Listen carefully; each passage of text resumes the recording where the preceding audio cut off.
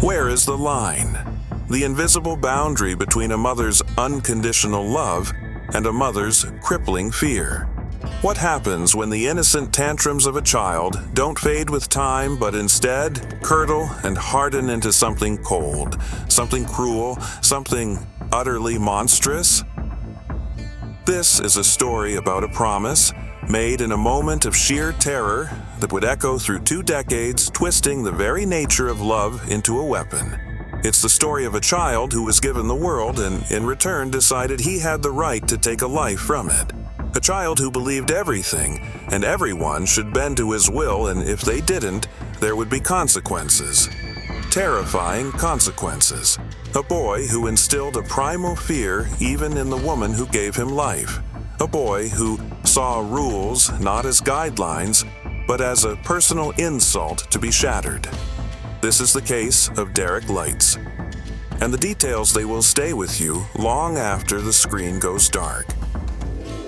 Our story begins not with darkness, but with a flicker of hope in the heart of a young woman. Shelly was just 19 years old, still navigating the halls of college, when she found out she was pregnant. It was 1991. The man who had fathered the child wanted nothing to do with him, vanishing from the picture and leaving Shelly to face the daunting reality of single motherhood. The months that followed were a blur of anxiety. How could she possibly support a child? Her own life had barely begun. But then, on November 13th, Derek Campos Leitz was born. As Shelly held him in her arms for the first time, the storm of worry in her soul fell silent. Looking at his tiny face, a profound sense of peace washed over her, and in that moment, she made a vow. A solemn promise to the universe, to God, to herself. She would do everything in her power to ensure this boy had a good life, a life better than her own. She had no idea how that vow would one day be twisted into a nightmare. The challenges began almost immediately. When Derek was just 7 weeks old, a phantom illness took hold.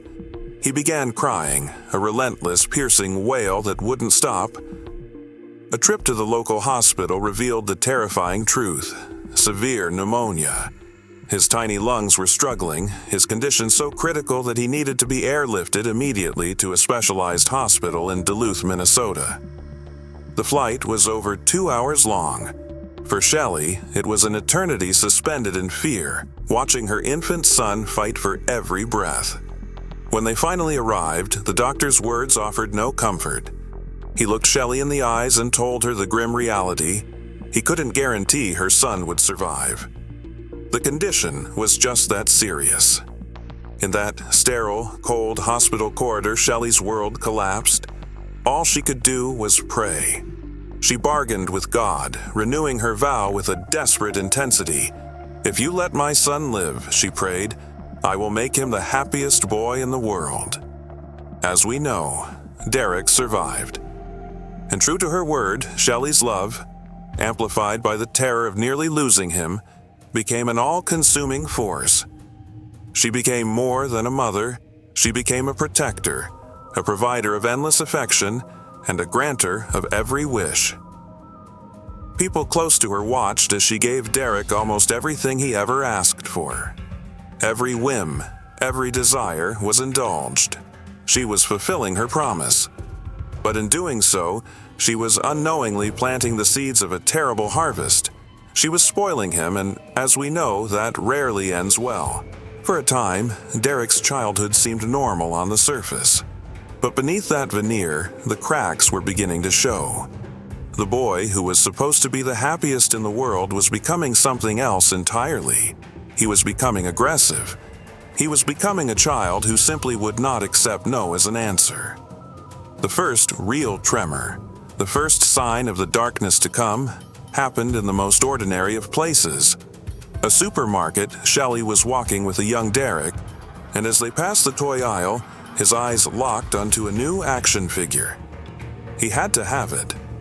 But that day, money was tight. Shelly, counting her cash, gently told him no. Not today. She promised they would come back for it another time.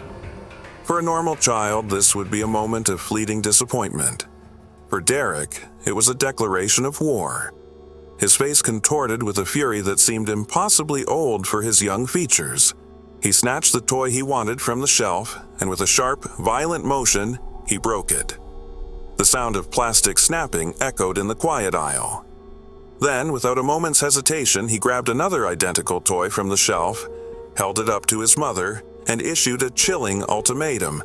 If she didn't buy this one, he would break it too. Stunned, humiliated, and shaken, Shelly gave in.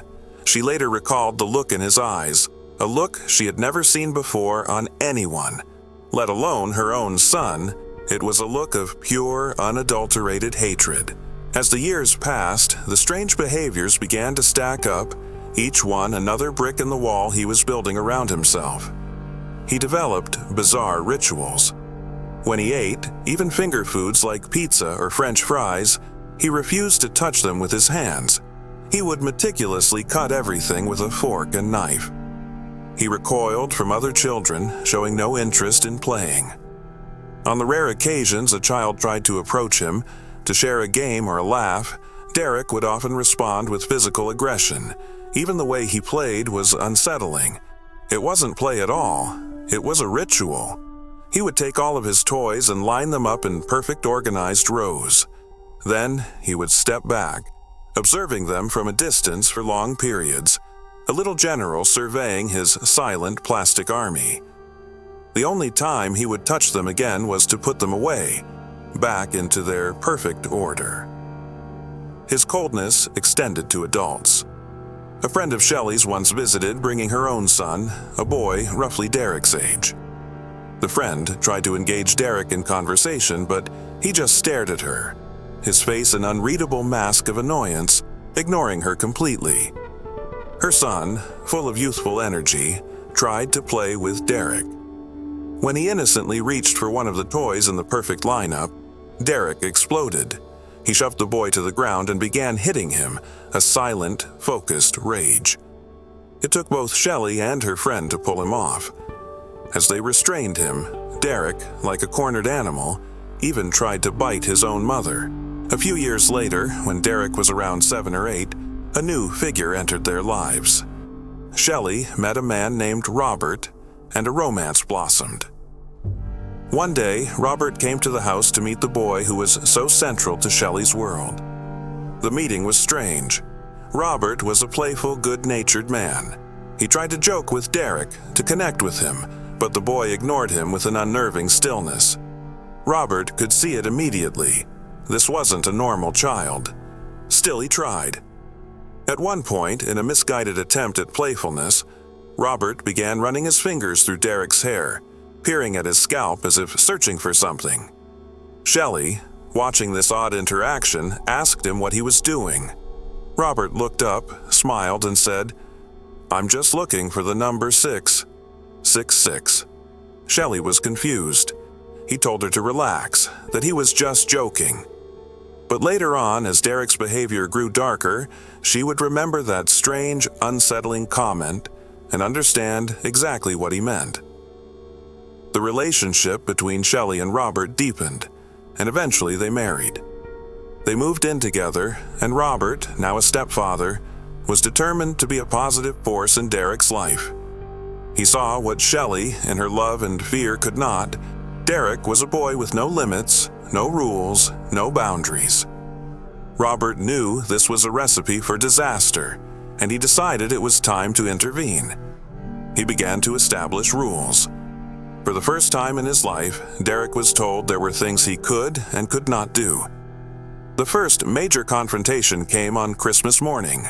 Robert woke up early, filled with holiday spirit.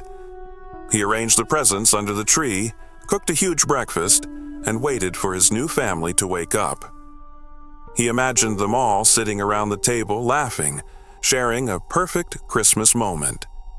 But as soon as Derek woke up, he sprinted straight for the tree, his eyes fixated on the gifts Shelly had promised him, a new video game, and he could think of nothing else. Robert stopped him. "Not yet," he said gently. "First, we eat breakfast. Together." He explained that he wanted them to have a real family Christmas. Derek's response was immediate and defiant. He wasn't hungry. He wanted his presents now. Robert stood firm. No breakfast, no presents. It was a line in the sand, Shelly, caught in the middle, simply watched. She knew Robert was right, that this was for Derek's own good, but saying nothing was easier than confronting her son. Derek sat at the table, a thundercloud of resentment. He stared at the plate of food Robert had made for him, but refused to take a single bite. Minutes turned into an hour.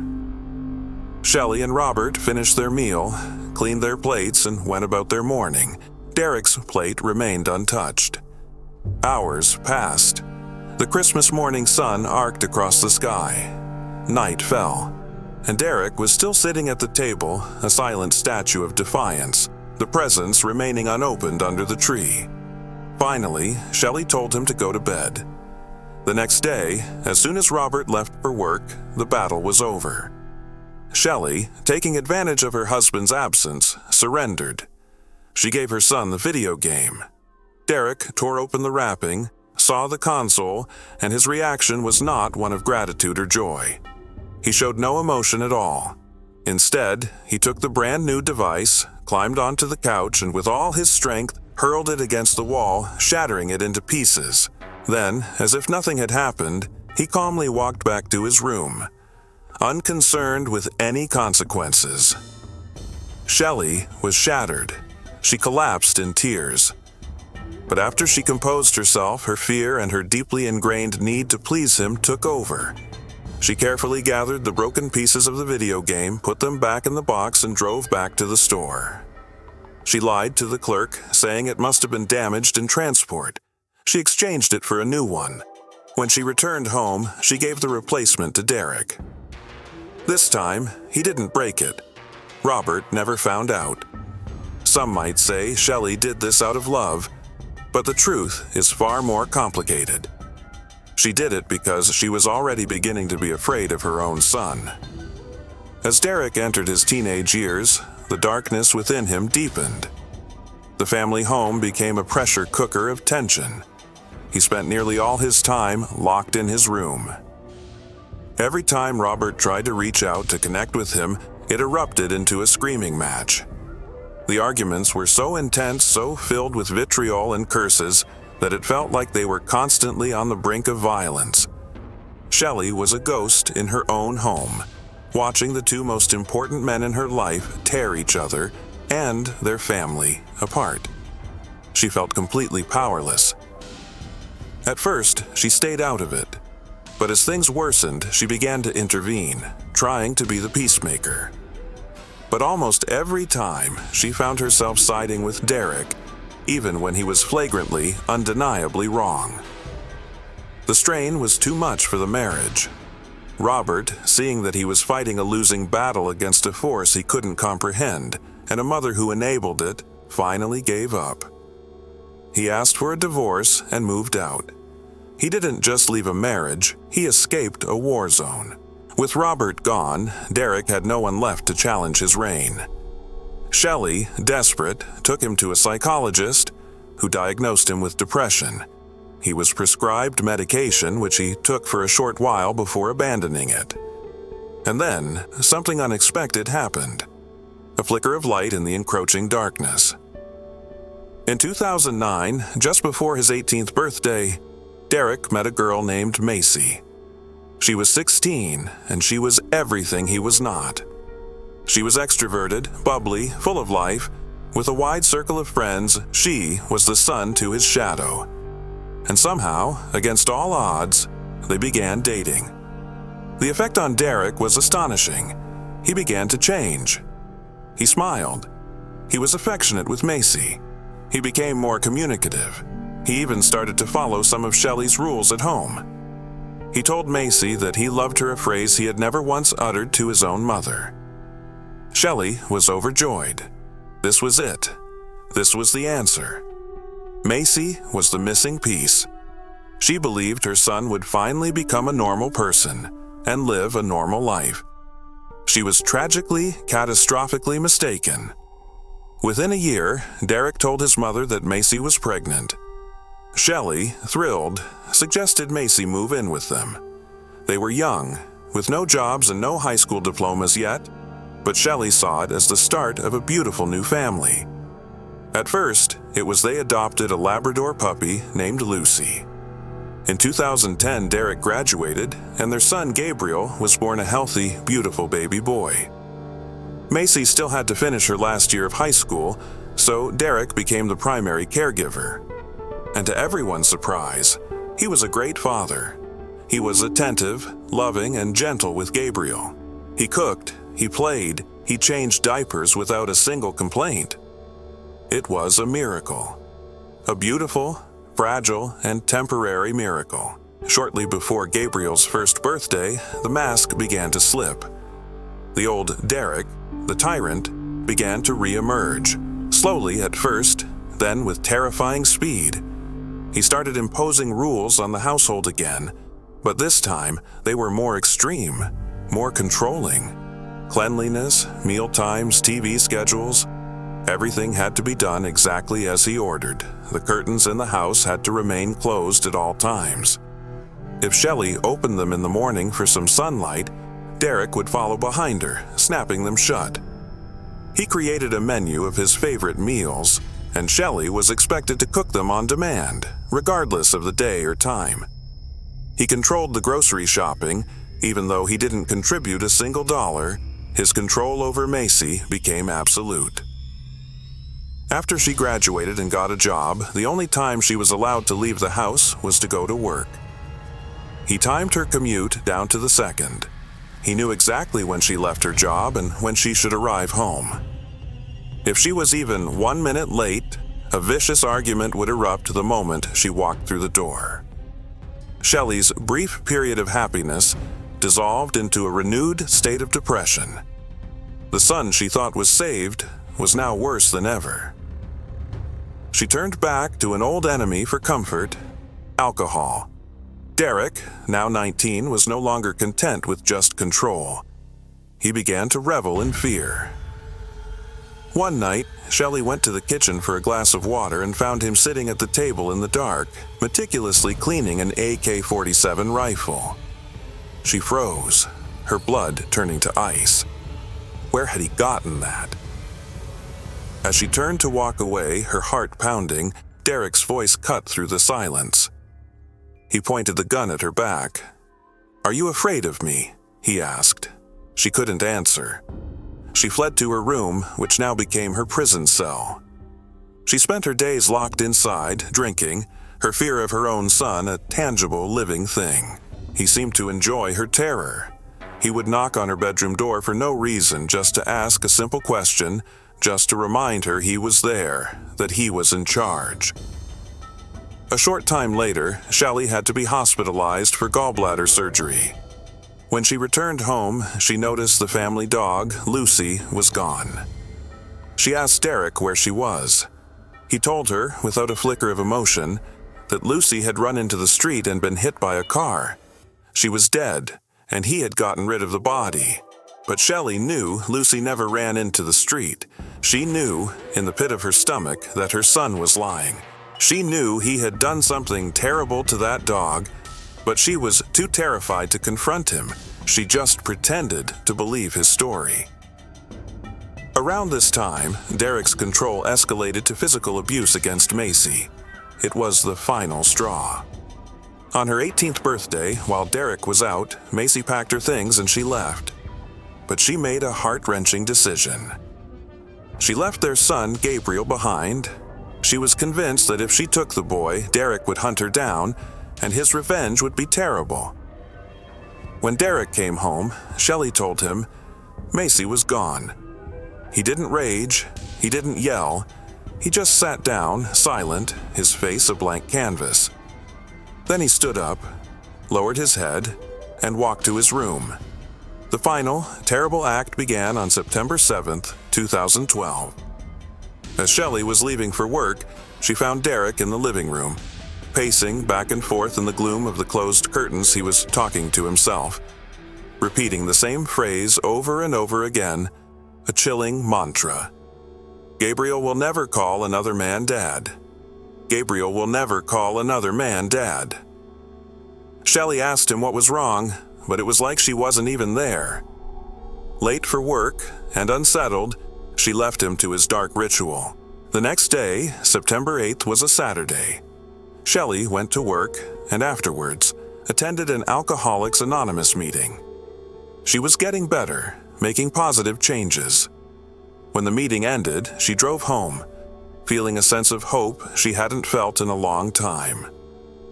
As she pulled into her driveway, her heart skipped a beat. Macy's car was there. The front door of the house was wide open. At first, she thought Macy had just come to visit Gabriel.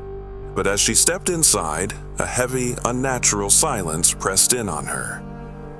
In the living room, she saw them. Dark stains on the carpet, blood. She followed the trail, her mind refusing to process what her eyes were seeing.